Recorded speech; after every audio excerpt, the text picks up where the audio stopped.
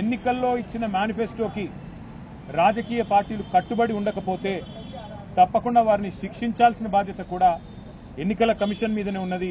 ఎన్నికల్లో ప్రజల్ని వంచే ఏ పార్టీ అయినా అధికారంలోకి వచ్చిన తర్వాత మోసం చేస్తే వారి అవసరమైతే సభ్యత్వాన్ని రద్దు చేసే విధంగా వారిని అనర్హులుగా మళ్ళీ భవిష్యత్తులో ఎలక్షన్లో పాల్గొనడానికి అనర్హులుగా ఆలోచన చేయాలని చెప్పి కూడా ఎలక్షన్ కమిషన్కి మేము విజ్ఞప్తి చేయడం జరిగింది.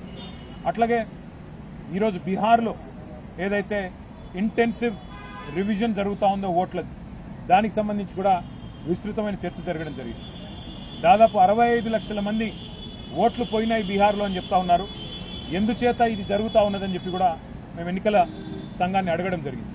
వారు చెప్పింది ఏమంటే చనిపోయిన వాళ్ళ ఓట్లు తీసేశాము, అట్లాగే ఎవరైనా మైగ్రేట్ అయితే తీసేశాము, అట్లాగే ఎవరైనా రెస్పాండ్ అవ్వకపోతే తీసేసినాము, అట్లాగే ఎవరైనా ట్రేస్ చేయలేకపోతే వారి తీసేసినాం తప్ప ఎక్కడా ఏమి ఇబ్బంది లేదని చెప్పారు. మేము ఎన్నికల కమిషన్కి ఈరోజు మా పార్టీ తరఫున చెప్పింది ఏమంటే రివిజన్ అనేది చేయాల్సిందే, తప్పేమీ లేదు. కానీ విశ్వాసం అనేది అందరినీ విశ్వాసంలోకి తీసుకొని చేసినట్టయితే బాగుంటుంది.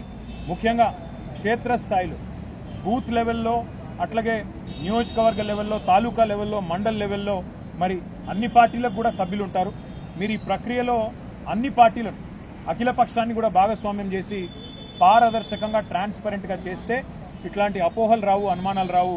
లేకపోతే తప్పకుండా అనుమానాలు వస్తాయి.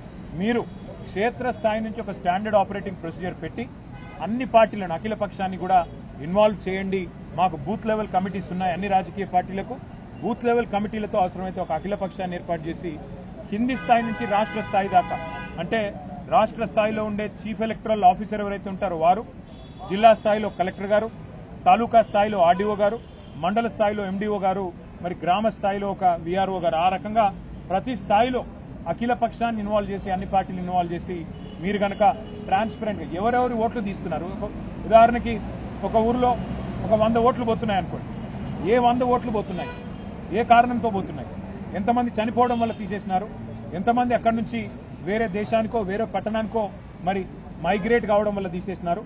అది పారదర్శకంగా మీరు కనుక లిస్ట్ డిస్ప్లే చేస్తే అన్ని పార్టీల సమ్మతితో చేస్తే మంచిగుంటది. ఆ పని చేయండి అని చెప్పి కూడా వారిని కోరాం.